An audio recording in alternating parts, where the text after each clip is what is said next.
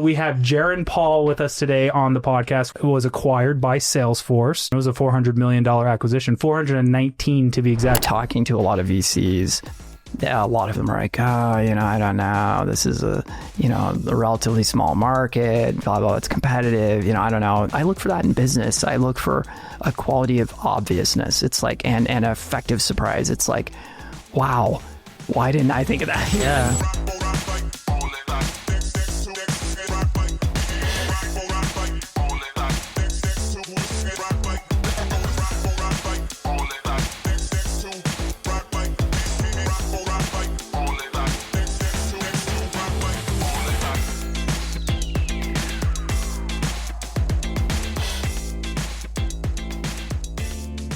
Welcome back to the Startup Ignition Podcast. Thank you so much for tuning in, where we go over everything in your startup journey from idea to exit. I'm Tyler Richards. This is John Richards over here. We are hello. We are in a new environment today because we actually booked a studio, our normal studio, and kind of got kicked out, and we had to pull an audible. And we had to pull an audible on our guest last second, who we have here today, who we are very excited to have. So thank you for rolling with the punches with us, Jeron. Super happy to be here. But we have Jeron Paul with us today on the podcast, which I am super excited about to dive into your background and understand more about you and where you're at today. Like, congrats on everything you've accomplished, by the way. Thank you so much. Yeah. I really appreciate it. But I have a bio for Jeron, and I'm going to read it before we get into a conversation, because I know everybody's itching to get into the conversation. But we are honored to have you, Jeron. Honestly, you are a 4-time founder, I found out. And your last one obviously was Spiff. Yes. That was acquired by Salesforce just recently. What year was it? Was it last year? It was 2024. February was when it technically closed. February of 2024, because I know that process takes a long time. Having gone through that. It does. Yeah, and so dates can get a little bit messy. They can. So that was February of 2024. And correct. Salesforce is a public company. Everybody knows the details of the acquisition. It was a $400 million acquisition, 419 to be exact. But who's counting, right, Jeron? Counting. Yeah, who's counting? And, but so you have started 4 separate companies. Spiff was your most recent one, acquired by Salesforce. You are now at Salesforce as a SVP of product over there. That's I saw right. on LinkedIn. Yes, that's right. But you are also an angel investor. I've seen a couple of times you've been mentioned in recent articles as backing a few of the companies here locally in Utah. One of the ones we took a very hard look at, and shout out to Mobley. Yes. Yeah, great team. We didn't end up investing through our fund, but we went through a very heavy due diligence process with them, and they are great guys. So only good things to say there. You're a Harvard MBA. Yes. Okay. And I know that at least back in the day of Dev Mountain and when we kind of interacted a lot, you are very passionate about coding. Are you technical? I'm super technical. Okay. Yeah. So is that your background? Not my background. I started coding when my mom actually enrolled me in classes when I was super tiny in Apple Basic classes. But I kind of got back into it after I sold my company Scalar. So right around the time I was kind of starting Scalar, I started to get back into it. Oh, that's awesome. Yeah. So anyways, thank you for coming on the podcast. That is our guest today. We're so excited to have Jeron here. And Jeron Paul, if I didn't say the last name, I don't know if I mentioned your last name. Yeah, you did. I did? Okay, good. All right. Jeron, I don't know if you've ever seen any of our podcasts before. We've had some awesome guests on here, so thank you for coming and being one of those awesome guests. Humbled. But on every single one of them, we do an icebreaker section. Where we kick off the podcast, where I just spring something on you, and I have something for you today. Oh, no. It's not going to be too bad. It's not going to be too bad. So nervous. Can we eat some hot wings or something while we're doing this? Would you rather do hot wings? Yeah, let's.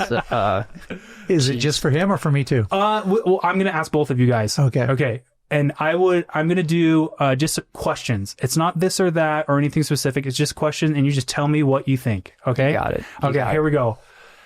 What's better in the early stage of a startup? A handful of paying customers or a ton of users that are signing up?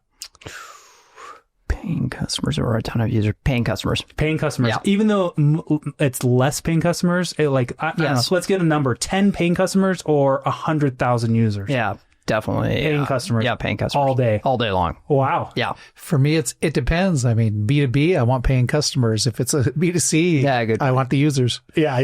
I guess it does. Background's B2B, so there you go. Yeah. Okay, next one. In the early stages, everybody knows that founders, we have to wear a ton of different hats, right? You're doing this or that, or marketing or this, or content, or finances, or whatever it may be, sales. What is your favorite hat to wear in the beginning? When you're going from 0 to 1 million, what are you liking to do?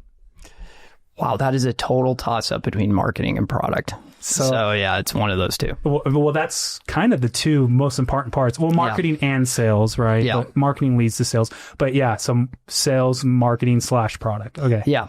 Yeah. And I would say marketing distinct from sales. I love sales, but I enjoy the branding. I enjoy the positioning. I enjoy the strategy that goes into finding a wedge and how to position yourself. So are you a pretty creative type? I think so. Yeah. I don't know. Maybe I'll flatter myself here, but yeah. We can humble brag here all day. That's what this podcast is. I love it. Okay. How about you? Probably lean towards product in the very beginning because you got to have an awesome product. It's no fun marketing a non-awesome product.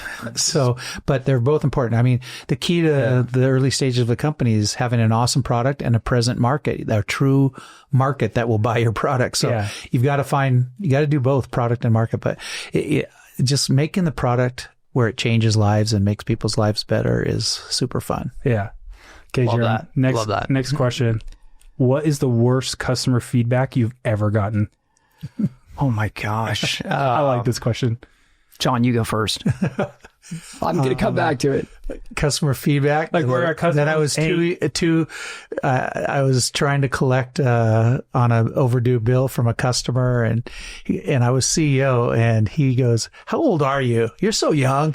What are you doing? You don't know what you're doing." Just ripping on me for being young and inexperienced. And I'm trying to collect overdue payment, and he's trying to bully me because he's older, and just saying I have no clue of what I'm doing because I'm so young and naive. And, all I'm trying to do is get paid. Yeah. Man, I think for me, I'll just share a quick story. So in the early days of Spiff, we were pretty head-to-head with a company called Captivate IQ. They ended up raising from Sequoia, Excel, and Iconic. So, don't you love seeing those when they come out? They just raised $50 million. Oh, totally. I mean, I think they ended up raising like $160 million bucks or something. And so, these are pretty good venture firms like Sequoia and Excel, or, some folks will even call them kind of king makers, right? Oh, yeah. We had amazing venture backing and loved them. But I remember in the early days, we were head-to-head with them for G2, and we lost. So that's a tricky customer to lose because they create the grid, that grid, where you're ranked and positioned. Like the actual software ranking review site G2. Yes. That's not a good one to lose. We lost that deal to probably our biggest competitor at the time. We subsequently won it back. Although we're right now working through some stuff with them. So it's just, I'm sharing the real stuff here, I hope that can be somewhat inspiring to some entrepreneurs because the conversation never ends, right? It never ends. Yeah. If you're great at sales, you'll be in a constant. Yeah, no, I love that. Yeah. I love that. Okay. Last one, and then we'll get to the actual podcast. When was the moment you realized with Spiff, and we're going to let our listeners and viewers learn what Spiff actually is and does for those who aren't familiar. Great. But when did you realize Spiff was like going to work and was going to have a finish like how it did, how you exited? Like, was there ever a moment where it's like, this is actually really good? Yeah, I would say, can I divide those questions into two? Yeah. So when I knew it was going to work, so entrepreneurs are notoriously overconfident, and naively so. And I think they kind of have to be deluded. Yeah. So I seriously think I knew it was going to work from the minute I started it. From the get-go. Yeah. I had so much confidence. And actually talking to a lot of VCs, a lot of them are like, I don't know. This is a relatively small market, blah, blah, it's competitive, I don't know. And I just kind of knew. I was like, small market, that's what they said about CapShare, which was my previous company. And we ended up getting kind of boat raced by this Bay Area company you might have heard of, called Carta. Yeah.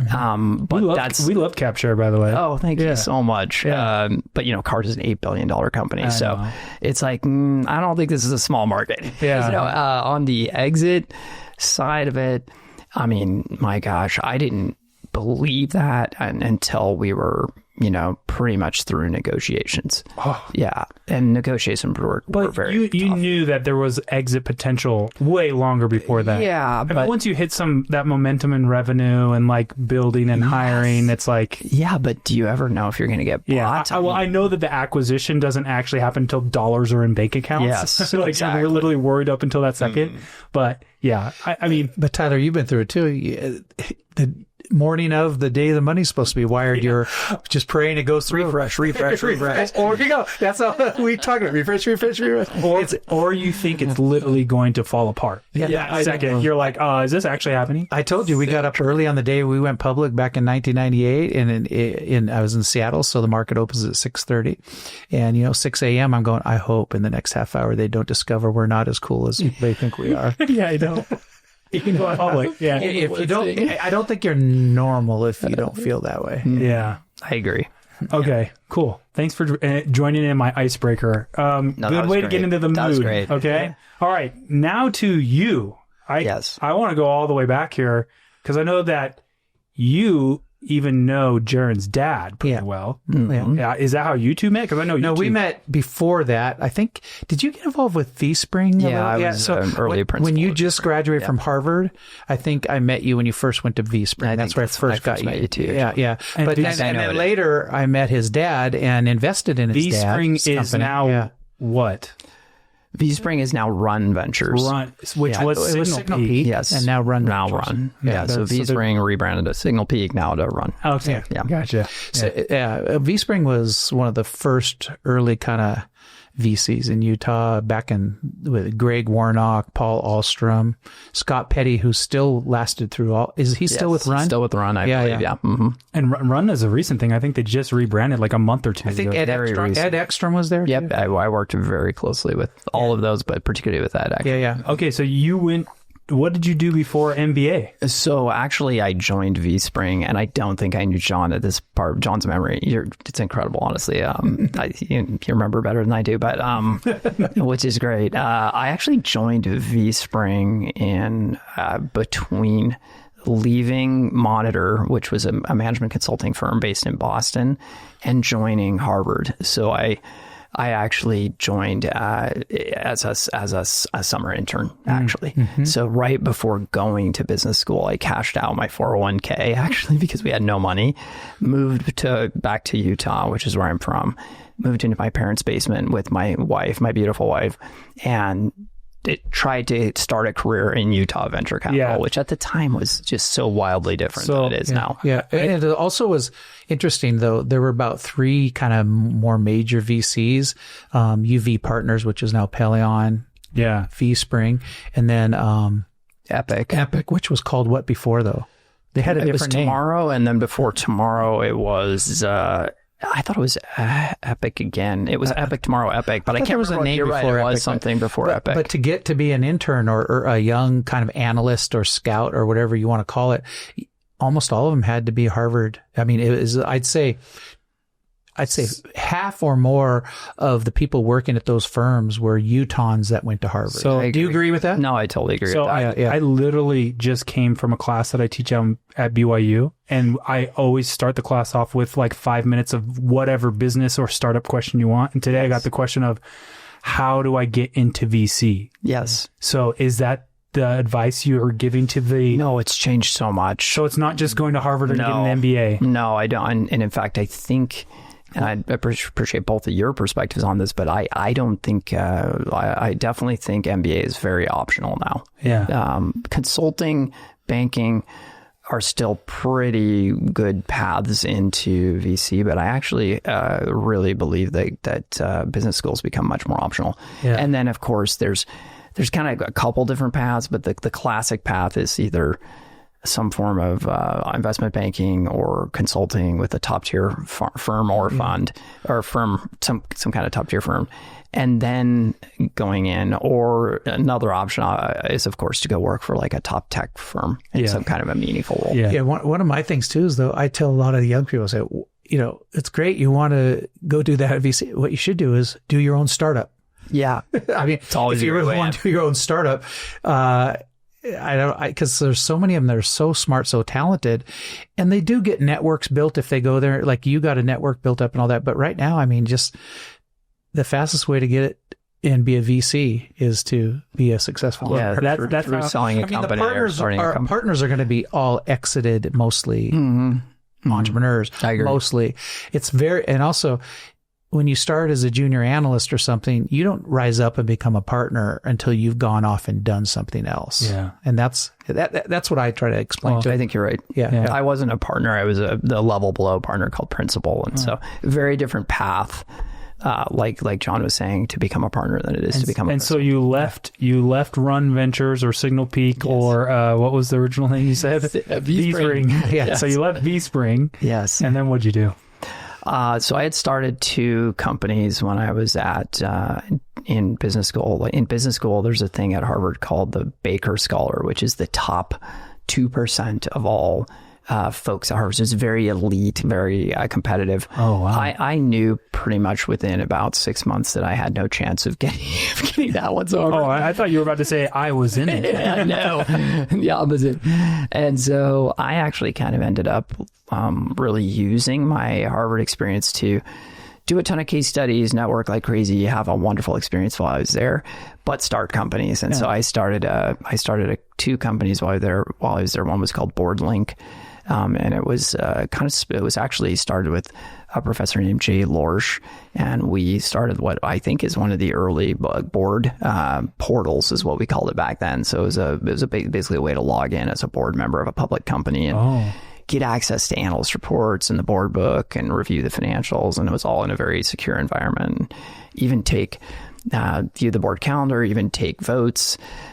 So we created that, spun that out, and kind of, I'll put in big quotes, sold it, because we sold it for essentially $0 and a job. Yeah. It was like an acquire to Thomson Reuters. So that's where I went right after business school. And then I had also started in business school another venture that ultimately went on to become a company here locally called Scalar. So it was a valuation services business. Yeah. I remember Scalar. Yeah. So how did you transition from the Thomson Reuters position to Scalar then? Yeah. So actually I went to Thomson Reuters for only about a year, and I had interned at Vspring at the time before going to business school, and I got a call. So one of my good friends, one of my best friends actually from BYU, is Gavin Christensen, who is the founder and managing partner at Kickstart. Of course. Yeah. And we're all college buddies. We were econ majors together, and so super tight. So I got a job at a Monitor, and then I recruited him into Monitor. He came after me, and then I went to Vspring.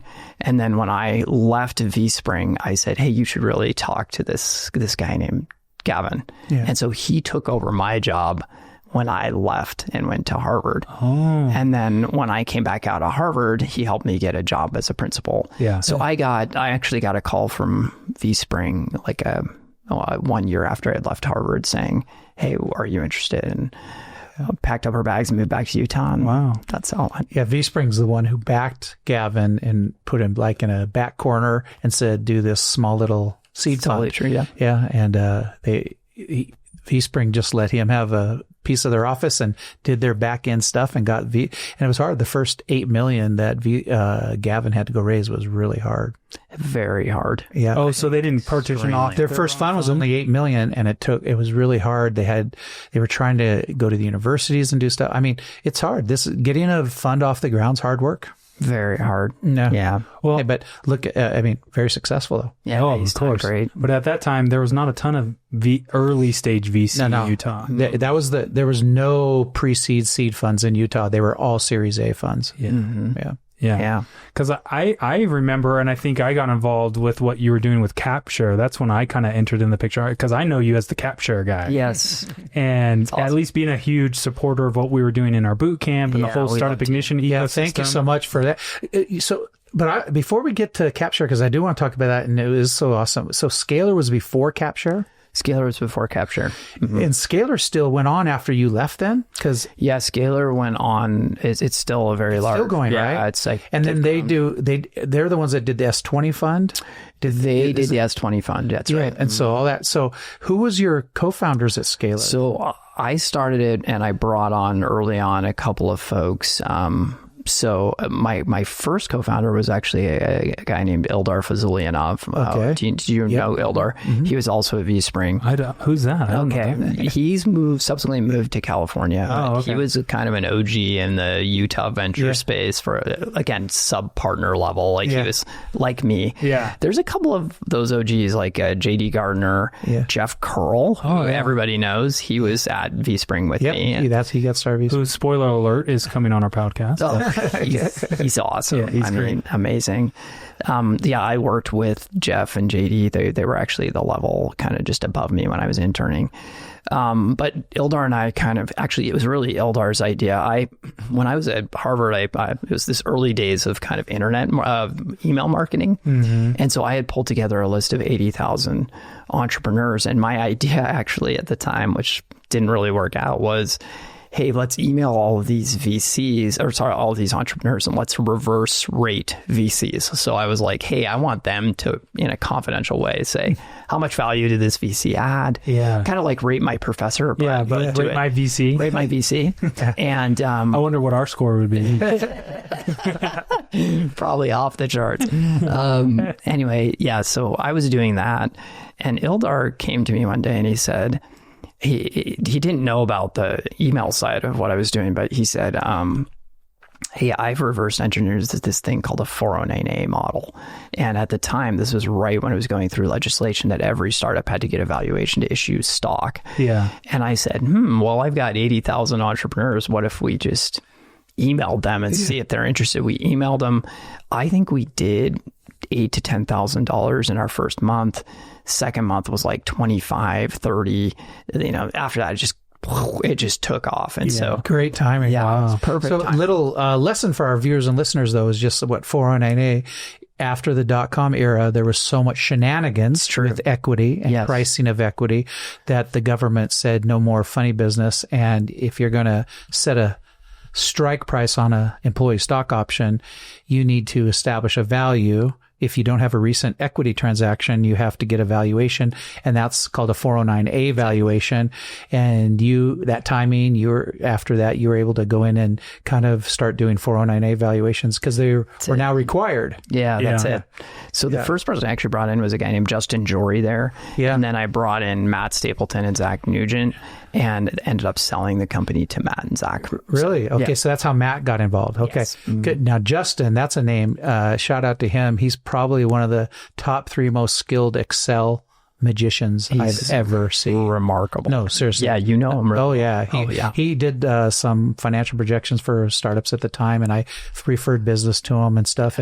But he's like a magician in Excel. It's totally true. Yeah. So, he's just a great human. Well, I think I can automatically guess the segue from Scalar to CapShare. Yes. Right? It's kind of obvious.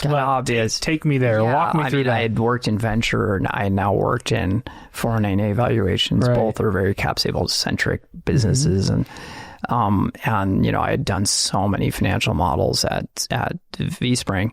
And I just kind of came to this realization that you should show me a really complex spread, or even just a mission critical spreadsheet where there is no single source of truth, and I'll show you as a startup idea, and so at the time it's crazy to think about now with Carta being as prevalent as it is, but at the time the VCs had a copy of the cap table, the entrepreneurs had a copy of the cap table, and the lawyers. Right. The lawyers ultimately were the arbiters. Everybody kind of they would drive to. They would kind of, I could almost view this as what do you call, the superposition of like a subatomic particle, like when you observe it, it goes from being a 0 and a 1 to just being like a 0 or 1. That was kind of like a cap table. Is like no one really knew what position it was in. Not only those three parts, there could be co-founders. Yeah. You could have 3 co-founders and they all have a different spreadsheet. Yes, with different numbers. It's so true. Yeah, I mean, we were in the pre-seed. We see some pretty crazy stuff. I bet you do. Yeah. So I'm just curious. How many?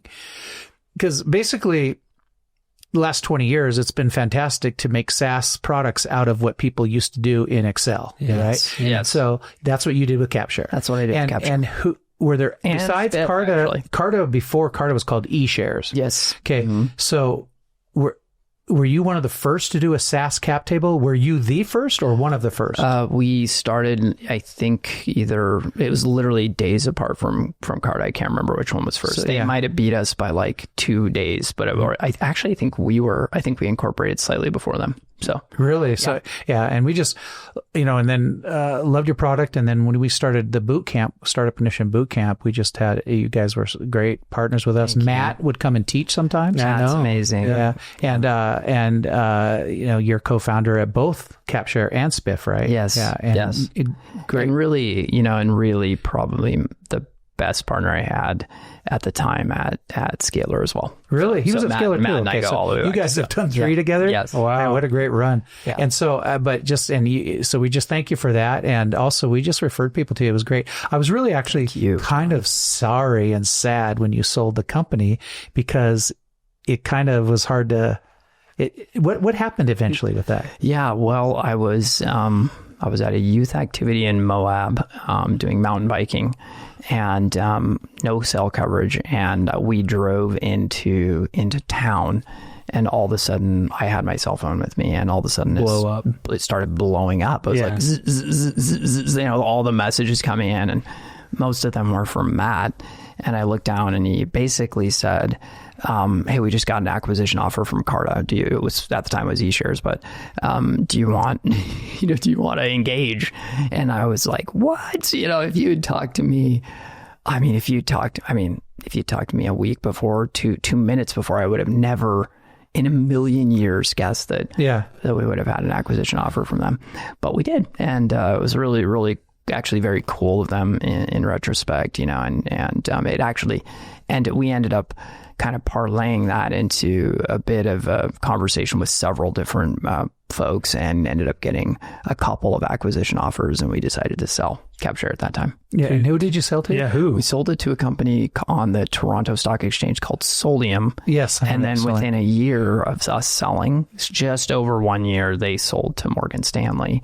Okay. And so their product's called ShareWorks, and it's now part of what's called Morgan Stanley at Work. So really? Morgan Stanley actually has. So did CapShare as a product become theirs, or did it go away? It basically went away. Yeah.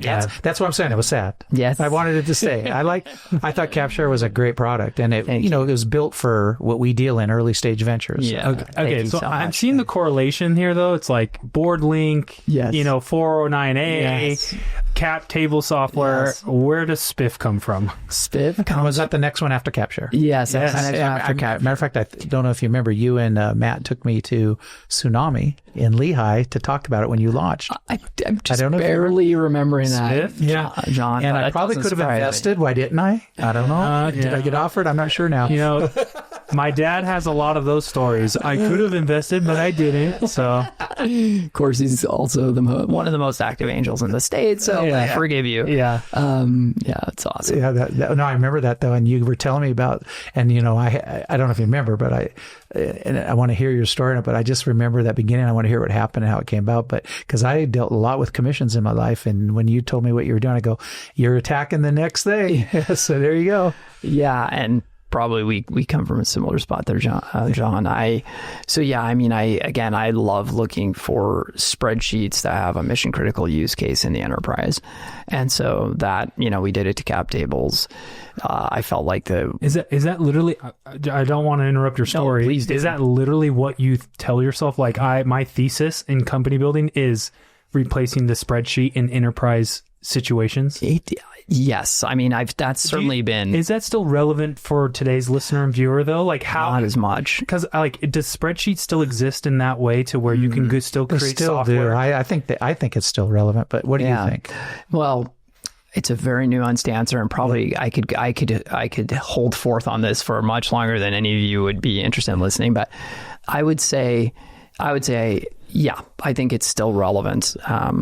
AI is changing a lot right now, and I think so. I just made a small angel investment in a company called Quadratic, and you can look at them. It's basically an AI spreadsheet. So I do think it's changing. My next, I already have some ideas of some things I want to go build, and it probably actually won't be directly in this vein. But so I do think the immediacy of it. I think there's still some low-hanging fruit, but I think it's a little less obvious. They aren't quite so. Here's one of our sweet spots. So I'm going to give a clarion call out to our listeners and viewers. If any of you are working on a company with a legacy task that's being done by paper and pencil or Excel, and you want to make a SaaS or an AI-powered SaaS solution, we want to talk to you. Yeah. Right? Because that's totally. I think it's still a great place. Well, the reason there's so many vertical opportunities. Well, the whole reason I asked was because that exact thesis is kind of our thesis too, is like SaaS is not dead. Like a lot of people are saying over the last year or two with AI, SaaS is dying, SaaS is dead. Yes. No, there's still a lot of processes, a lot of strategies behind the SaaS model and why that's still a good thing. The average business owner or enterprise owner is not going to control, manage, and build his own SaaS yet. Yes. We may get there with AI, but we're not there yet. So that's why I asked, is that literally your thesis? Because we believe the exact same thing. Yeah. Let's get back to Spiff. I want to ask him one fundamental question, though. Okay. Yeah. Okay. So, because this is a great one, everybody's talking about. Let's talk about this. Is AI killing SaaS? I have this feeling that there's a problem economically. Let's take like one of our best investments ever was a golf software management called ForUp, right? Great investment. And great CEO. Wish I was you. Yeah, and great CEO. And so what happened was, do you know Evan? Yeah, I believe they were an early Spiff customer, and they might have been a CapShare customer as well. Nice. Probably because of John. Yeah. So, but the idea is this. Okay, so there's 25,000 golf courses. They have to have software to run their operations, their pro shop, their sales in the pro shop, their food and beverage, tea times, all this. Okay. It's almost our 25,000 golf courses going to have a completely custom software built by AI to run that one golf course. And are they going to have staff to interface with that AI? And then the whole industry, nobody's running the same software because there's also great efficiencies in a vertical like golf courses to have employees that can move from golf course to golf course and be familiar with the software systems running. It just doesn't seem super efficient to have 25,000 separate custom applications that from one golf course to another, nobody knows what's going on with them. What you're saying is even if we get to the point where AI can do that, is it makes sense still? Yeah, because like ForUp could handle all 25,000 golf courses, and they had 60 to 80 employees. Yeah. Right? So what's more efficient in society? That's my question. And they could hyper specialize on features and make it work and be responsible for it. Because the people at the golf course want to run a golf course, not interface with an AI to build custom software. Yeah, I guess. You see my opinion? I see your opinion. And so I'd love somebody to counteract that and say, no, it's going to be more efficient where I just voice talk to an AI and it creates my custom application for me. Is that really going to be more efficient? I don't know. No. Yeah. I think so I'll push back on you. Yeah. Respectfully. Yeah, no, that's great. That's what I want to hear. Yeah. I mean, I think your voice point is a good one. So no one really wants to build software. And my counter argument to your point is no one really wants to learn proprietary software either. They just have jobs to be done. Yes. They just have problems. Yeah. So if they could speak to something, you're in Star Trek and it takes care of it. Yeah, it just does it. You didn't really have to learn an interface other than English, natural language. So the whole paradigm is going to have to completely transform in order for a nice coded SaaS software to not be needed. And my point is, I think we're still a long ways away from that. But as AI allows to build faster, more efficiently, better, and quicker, right? The interfaces and the UI have to keep up with that. So to your point, like if we can just interact by voice and press a button and say, hey, I need to schedule a time for 3:30. Just get it done. Yep. And so you can have 25,000 different interfaces. Let's articulate that for a second. So in other words, what you're saying is employee A at company A moves to company B, becomes an employee at B, and he just given a voice command over here and a voice command over here, and the task gets done. But the AI systems at each company could be radically different. Yeah, but it doesn't matter. Right? But it doesn't matter because the voice command gets the task done. Right. Yes. That's a huge paradigm shift, but I can see how that could happen. Yeah. The question will be, is that going to happen in 2 years or 20 years? Yeah. That's the and question. I think that's the one, like, what is that? The $400 trillion question? About 400 trillion, but that's like the $13 trillion question. Yeah, exactly. Right. Like in my days of Yellow Pages, I launched the first ever internet Yellow Pages in 95. There were people running around saying print Yellow Pages will be dead in 2 years. Okay. Yeah. Well, we still have print Yellow Pages today. Now, granted, by about the mid to late 2000s, they were kind of very dying. Yeah. But it took 10, 15 years. And the question is, how long will it take? It's going to be fascinating, isn't it? Yeah, it's going to be super fascinating. Well, I'll be old by then. I already am. All right, back to your... Well, the original question was, how did you get from CapShare to Spiff? Okay, so how did I get to CapShare? And he was talking about Tsunami. You took him out to Tsunami, told him about Spiff. So where did the idea of Spiff, and maybe introduce to our audience real quick for those who don't know what Spiff is. Sure. What is and was and now still is Spiff, but now within Salesforce. Yeah, it's just called Spiff.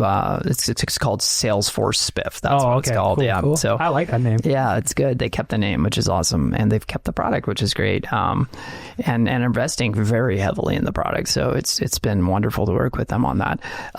So the genesis of Spiff was really, it's a scratch your own itch. It's exactly like John said, we've all run commission spreadsheets. I've run a sales team. I know how much really it comes down to this really great sales rep, really head of sales that we had at CapShare. His name was Billy Rogers. And I remember going into his room.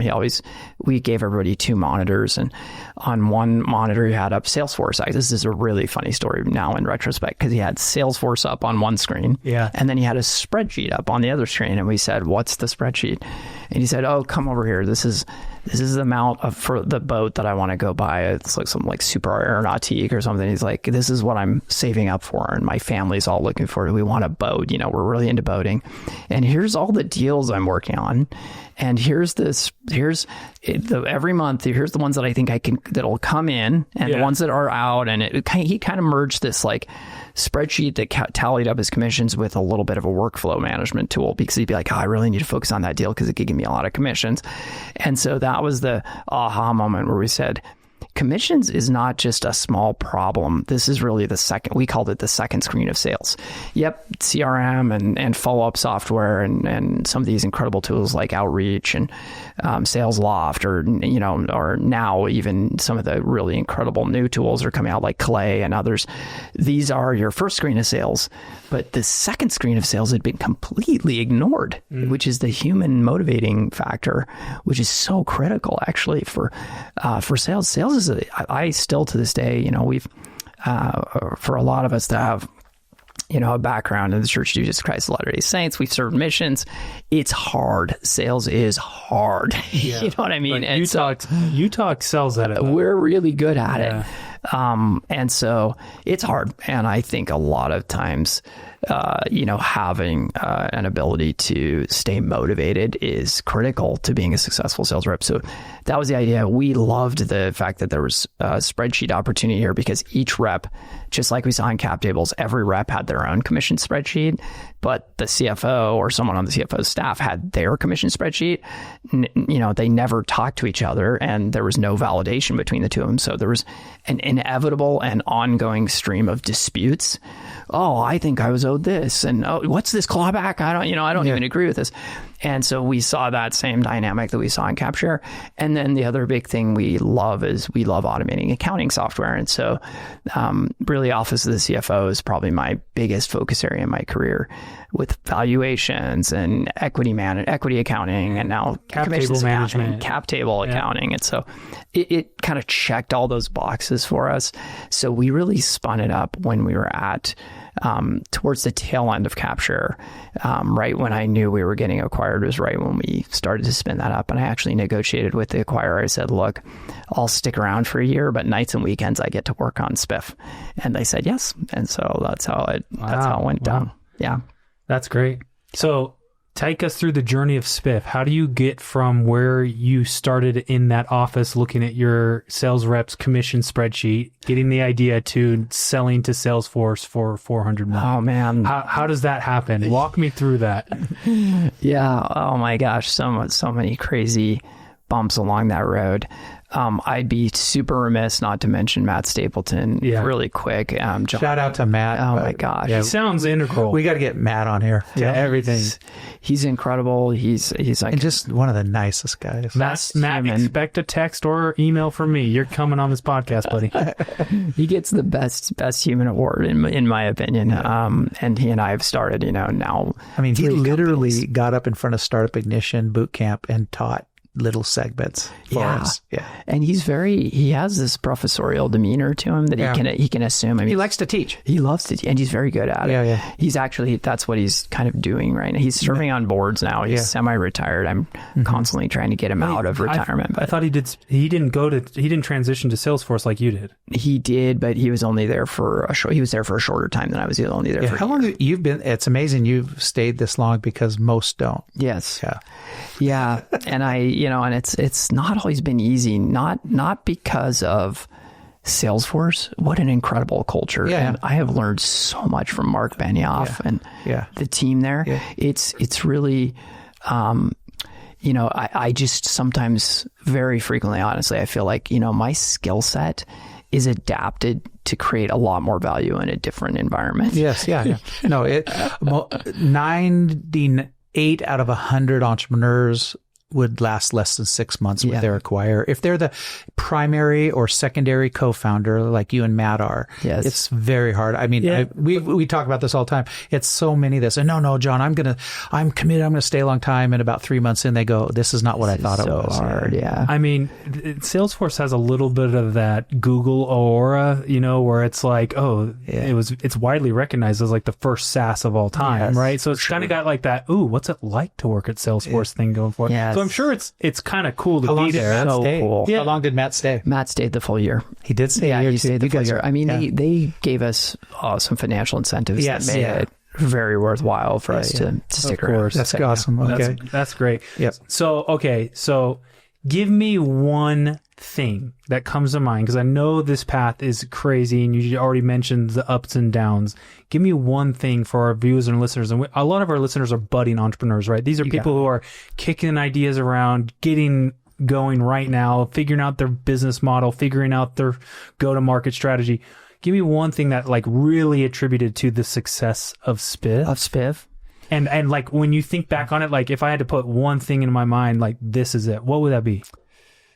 I mean, I know that's hard. It is hard. And you started basically telling the story and say, but I got to give credit to Matt Stapleton. So build off of that if you want in your answer. Your stories. No, it's great. I mean, Matt, if I could start every single thing that I ever do in my life till I die with Matt Stapleton, I would. You're good to go. Yeah, I mean, we really are very complementary to each other, very different, but we're also enough the same, and we can finish each other's sentences sometimes. And so we're kind of work married, and it's honestly been super hard not working with him. To be honest, it's been super hard for me. But I would, I mean, obviously, I think the answer that most people would give and the one I would give is team. But I got prepped for this by saying, hey, if there's any contrarian ideas that you have, sometimes get those out there. So I'll start by saying, I think I too would say it's the team. So it's who, CEOs, I like to really focus CEOs on doing what only they can do. And when you think about the things that only a CEO can do, it's a very small list, actually. It's not complex. It can be very hard. But we don't really do that much. And one of the most important things we do is set the vision and then get the team, get that, and really just the team below you. That's really all you have to focus on. That it will recursively flow down from there. What was the size of Spiff when you were acquired? We were right around 300 people. 300 people. A little more. What about earlier though? Like, I know team's still super crucial in the early days, but is it the same answer going to like your first $1 million in revenue? Like, because I don't know if team is as important as when you're a 300 person company, right? Like, what is the thing that, okay, if I had to do this all over again and I'm going from 0 to 1 million, what are you doing? I look for something. This is my little bit contrarian answer because it flies in the face of so much that you hear around. Hey, if you're trading off the idea versus execution is way more important. I really look for something that I'm borrowing a term by this really famous creativity researcher, a guy who researches creativity.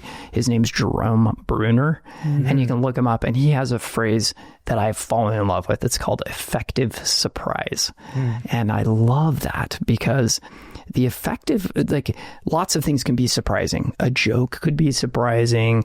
A piece of artwork could be very surprising. Wow, that's a very strange way of looking. Starry Night by Van Gogh. Wow, that's a really interesting view of how to look at the sky at night. The effective part means that it has some very practical value. And so I look for effective surprise. I look for, wow. And they have, the effective surprises have a quality of obviousness about them in retrospect. So there's this guy, there's a famous scientist named Thomas Huxley. And when someone explained to him Charles Darwin's theory of evolution, he said, wow, that seems so obvious. Why did I not think of that? And it's true when even with Einstein's idea of like space and time dilating, hard to get your mind around that, but there is kind of an obviousness to it. It's like, wow, that's how that makes all this make sense. You know what I mean? And so I look for that in business. I look for a quality of obviousness. It's like, and effective surprise. It's like, wow, why didn't I think of that? When you have an idea where you're like, I'm glad I did think of that. So if I understand you, are you attributing it to the actual product and problem solution that you were bringing to the market? Yes. Spiff? It was just like, that's what you say. The product was just that good. It was just that much of a just wow reflecting factor. back, I would say like this, like take CapShare, for example. A huge problem was you need a single source of truth to prevent litigation, problems, fighting, arguments, etc. It can be serious, right? Yes. And so having a spreadsheet, especially a non-collaborative spreadsheet like Excel, right? And having 8 different versions amongst VCs invested and the founders is going to lead to problems. Yes. So you said, well, obviously it would be smarter if we had one person responsible and one piece of software responsible for doing that. And SaaS can handle complex things more than making all these formulas in Excel. That seems obvious in hindsight. Yes. And it could have been done 10 years earlier. It could have. Yes. Right? Yeah. The software existed. Salesforce and Omniture here in Utah were doing SaaS businesses. Totally. 10, 15 years before we figured out cap tables need to be SaaSified, right? Yes. And so then what you're saying is the same with commissions. You said the first screen is CRM and tracking contacts and where I'm at with customers. But what about what motivates me to be a top salesman is I want to get that boat. Yes. And building that into the process seems obvious in hindsight, but you recognize something. That's what you're saying. Is that perfect, is that what you're saying? That's what I'm saying. And I would just maybe add one thing to what you said. I loved everything you said. The surprise element can be quite deep. And what I mean by that is it may not seem very surprising that cap tables needed to be aggregated. But whenever I talked to VCs at the time, their answer was like, this is like a $10 million market. Who cares? Like no one wants to invest. So there was a surprising element to my belief that this is a much larger market than what you think. And similar, I saw it again with commissions. Like you're solving some small, like way down the value chain problem. And I was like, really? There's $8 billion in commissions that are flowing around in this economy. It's obvious to me. No, but in hindsight now it's every company in the world has a cap table. Yes. Every company. Yes. Whether they've put it into a spreadsheet or not. Yes. It's totally true. And every commission sales position in the world has to track commissions. That's right. That's right. And has to track customers and the motivations behind sales. I mean, there's 80 million sellers in the kind of saying it seems like a small thing, but when it's very broad, that's incredible insight. Yeah. I tip my hat to you, Jeron, for your ability to recognize that. Yeah. I've learned a lot from you just sharing that. Oh, thanks. We're going to build that into our venture fund, scouting activity. Yeah. And it really resonated. What did you say? It was effective surprise. It's effective surprise. Have you ever heard of the purple cow from Seth Godin? I have heard of the purple cow. Yeah. It's like the same principle. It's like you kind of just have to have this wow factor to the market with the product that you're bringing to the market. The market just has to be like, wow, that is cool. Oh, I've never thought of it. Never thought of a purple cow. Yeah, I never thought. I didn't know purple cows existed. But now, and by the way, I only want purple. And cows. what I like about what Seth Godin says, and then when everybody's a purple cow, now it's something else. Yeah, right. Yeah, that's you got to be a yellow cow or green cow or whatever. Yeah, sure. Yeah. Okay, so I like your answer. When you're scaling, when you're hitting scale, getting to that 300 person, startup, it's team. Yes. In the beginning, it's that effective surprise. Yeah. It's the wow factor and just having a good product that serves a good market. Yeah. I like that. Mm-hmm. Okay. Having some deep insight that others, it's kind of like seeing $20 on the sitting on the sidewalk that everyone else has overlooked. Yeah. They're out there. They really are. But you have to see the world differently somehow to be able to see it. It's probably under some bushes over there or something. We talk about like these must-have products versus these nice-to-have products. Yes.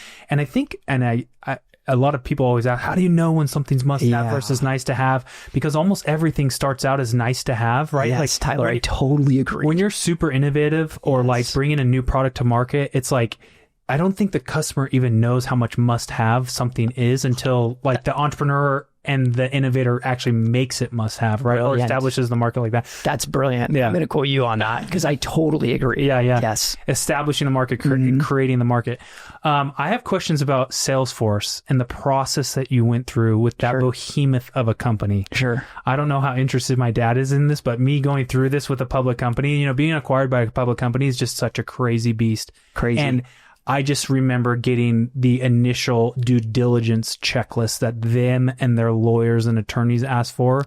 I was acquired by a large education company, and it took us so long to get all of the things with our attorneys and everything on our side buttoned up to actually get it to a presentable state to where they could actually thumb through it. And then that process of just thumbing through it took months of time. How long was it from when you got the first ping that Salesforce was interested to when you actually got the money in the bank account done? Okay, so the first ping that they were interested actually came 2 years before the acquisition. Oh, wow. Yeah, but there was an interesting weirdness there. Okay, I want to hear it. Yeah, they tried to acquire us 2 years before the deal went down. Sorry. Yeah, I guess it would be, let me just make sure it's a year. Sorry. So they tried to acquire us the year, I'm sorry, I exaggerated on accident. It's a year before they acquired us. They reached out to us around Dreamforce of 2022, Dreamforce of 2022. And they said, we're going to make an acquisition in this space. But then I don't know if folks are followers of Salesforce, but there was actually a shareholder activism effort, and they had to shut down their M&A committee. And we were like, thank goodness, because that meant for us that we could keep building, and we didn't want to get acquired. At that time, we had probably less than half of what the revenue that we were going to ultimately have a year later. And so way less than half. And so the multiples and the amount of money we would get if we had to sell at that time were not super attractive to us. So we were just like, when they left and kind of said, hey, we can't do the deal now, we were like, oh, no problem. And they were like, hey, we'll stay in touch. We're like, great, let's stay in touch. Awesome. Like, perfect. They're still interested in us, but we don't have to sell.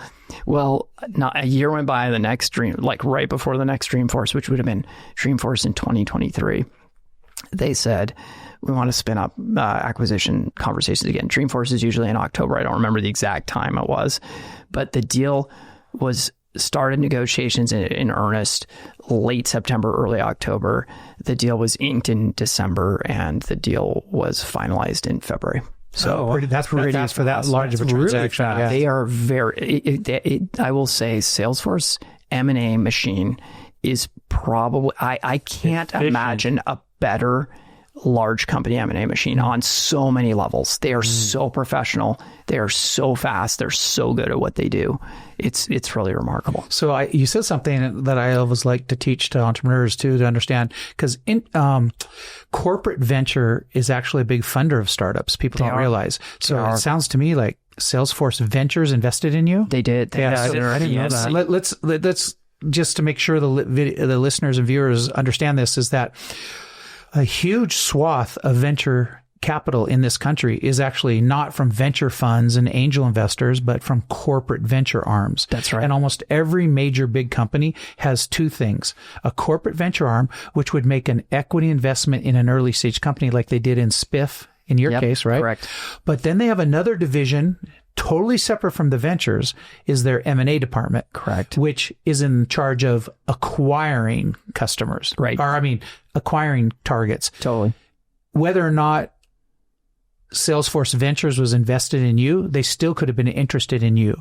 But did the fact that they made an investment in you from their venture arm enhance the desire of M&A to acquire you? Yeah, did you get close to them? Certainly. So so this is what I try to teach in our boot camp to the entrepreneurs, that they should understand that it might be a wise thing to check out the big behemoth players in their market for a venture investment. I don't know if you know, but Pura, it was, the IoT device. Yeah. They were in our first cohort of boot camp. The the interesting, early in their history, after they got 100,000 from an angel investor, their next 500,000 was actually from a multi-billion-dollar fragrance company that they wanted to kind of know what they were doing, be inside the tent. Smart. And they gave them 500,000 grant. They said, it's not going to be debt. We're not going to make an equity investment. Those are harder to get through, but we're just going to grant you money. Yeah. Unbelievable. Yeah, I know. And that's Pura. And now Pura does like 200 million, $1 billion company. But the whole point is that I just wanted listeners to understand that this is a whole world that's also available to you as an entrepreneur. I love that. Yeah. I love that, John. That's cool that you got the ventures to go into you, and then I didn't know that. I didn't know that. Yeah. That's really that's a great path. Cool. Yeah. Thank you. Yeah. So where did we cut you off there on that? You didn't cut me off at all. Okay, and anytime either of you, I'm learning more from you. So. I think a lot of people in Utah aren't fully aware of the size of your transaction and your exit and how well you guys did. And I hope that this is a small piece of, just another great feather in Utah's cap. But what you've done, I tip my hat to you for what you've accomplished. Well, it's pretty amazing. It means a lot coming from you, John. Before we close, I want to dive a little bit, just briefly, just topically, because we don't have enough time to go deep, on your angel investing. Sure. So you're now obviously turning around and investing in the next generation of entrepreneurs, which is super fun. Like when he sold, I think that's just the natural path of an entrepreneur, a successful entrepreneur, is you turn around and invest in the next generation. It's true. What are you looking for in angel investments, and how active are you? I feel like you've even on this podcast said a handful that I didn't know about. And then I went and researched you in preparation for this podcast, and I found out a ton then too. So you're pretty active.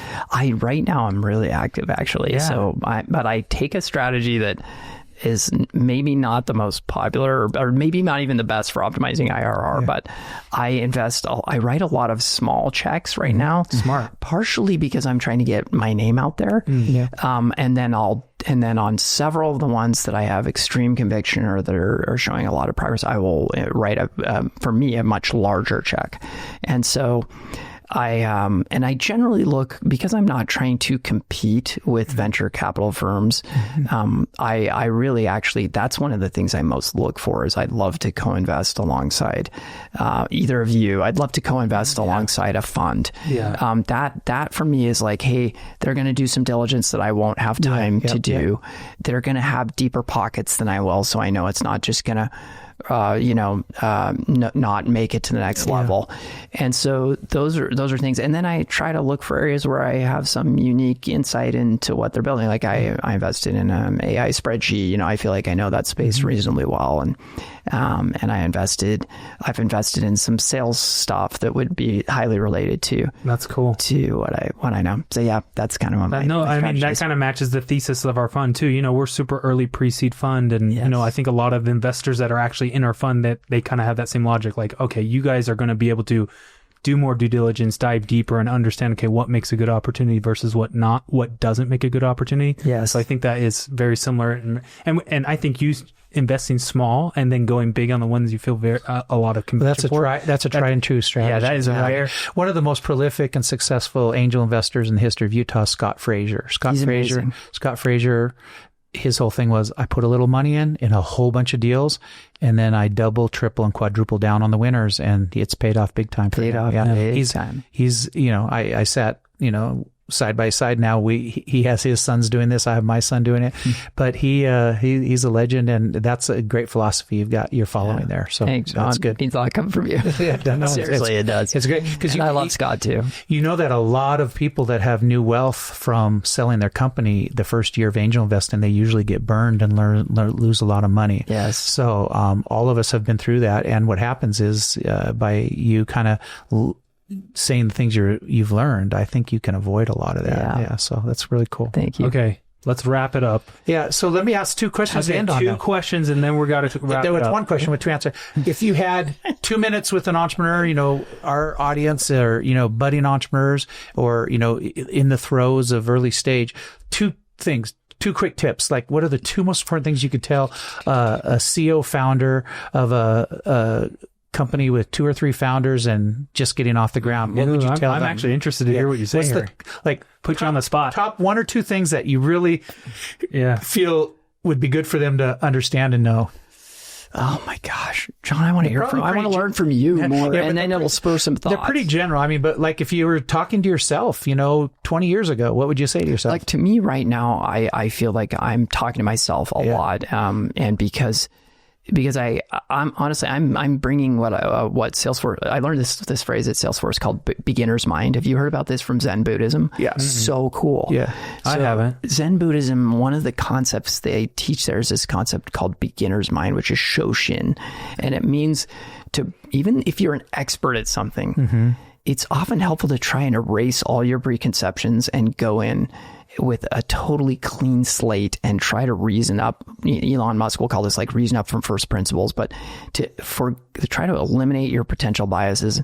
And one of the things I'm really working on, because I am starting to think about new ideas right now and something I might want to go do or maybe not. But as I'm doing that, it's really important for me to realize that actually sometimes your success can become your biggest impediment to knowing what you need to change. So like for me right now, I'm a little swimming, to be honest with you, John. I feel like AI has disrupted so many things. I was on the phone with Woody. Do you guys know Woody Clementson over at Ask Elephant, the CEO of Ask Elephant? No. Cool company, cool guy. And he said something that's just been deeply resonating with me recently. He said, Jeron, in the era of AI, your software isn't special.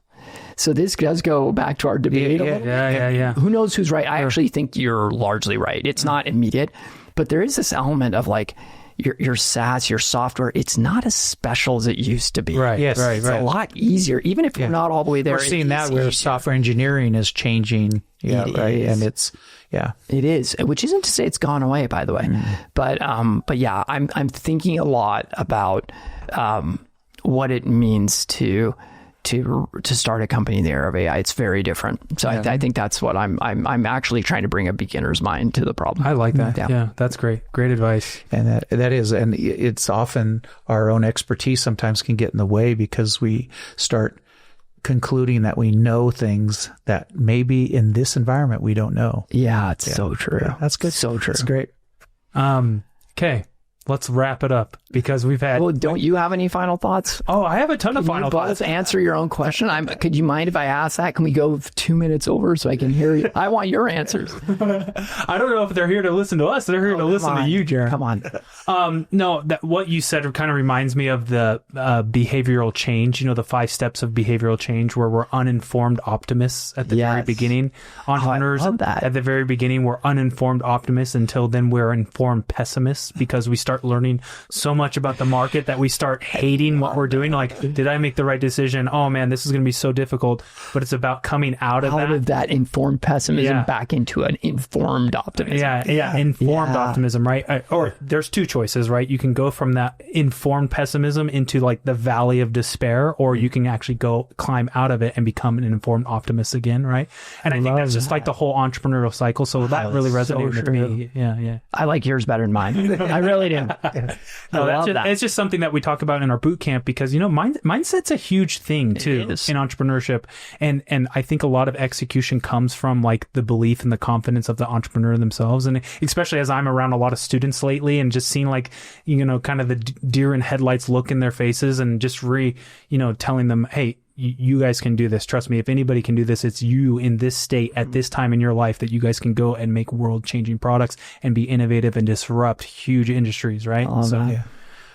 So mine, okay.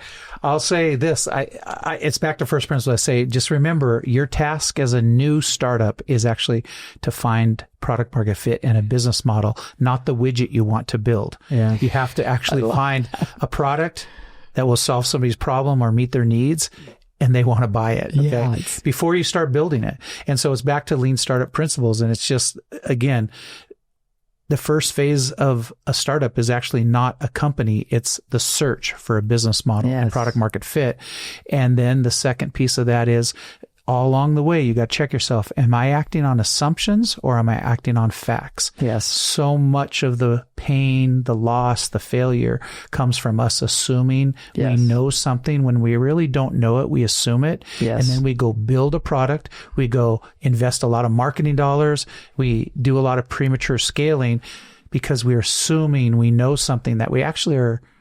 I love that. Just an assumption, not a piece of knowledge. So it's back to that. If I had to say one thing, remember your product at the beginning is actually a validated business model, and you do that by acting on facts, not assumptions. And that's the whole thing. Like all the time I say, well, how do you know that this target market will pay $499 for that? How do you know that? Yeah. And they go, well, it just seems right. Okay, well, what do you mean? Such a cool thing. Who have you talked to? Yeah. What research have you done? I mean, that kind of thing. And it's just, that's the thing that we keep seeing time and time again is just people acting on assumptions. And the most expensive thing to do as a startup entrepreneur is to act on assumptions. Yeah. That's a great point. I love that. I think we can conclude with Jeron's journey is not acting on assumptions. He's actually done the exact opposite, probably obsessively looked at markets and products and taking your journey of finding these pains with these spreadsheets and converting them into amazing SaaS products is awesome. Thank you. So, and obviously a repeat founder, you obviously know what you're doing, right? Not a lot of people can say, hey, I've sold 3-4 companies, right? And even though your first one you say was $0 for the time that you put into it, I think we can all claim that kind of startup. Yes. But hey, Spiff, congratulations again. Proof is in the pudding. Yeah. I mean, so, okay, let's wrap it up. And thank you, Jeron, for coming on for the podcast with us. It has been such an awesome conversation. Hopefully all you viewers and listeners loved it as well. I'm sure you could reach out to Jeron, find him on LinkedIn, find him on social media. I'm sure he's such a nice guy and he's angel investing. I don't want to throw too much your way. Oh, it's great. But Jeron is a smart guy. Trust me, you want him on your cap table. That is 1000% true, right? Okay. But thank you. This is another episode of the Startup Ignition podcast. Thank you so much for listening. Please subscribe, like, share this with your entrepreneurial friends. We love any kind of comments that you throw our way, any kind of questions. We're here to answer them. So thank you so much. And until next time, thanks for tuning in. That's it.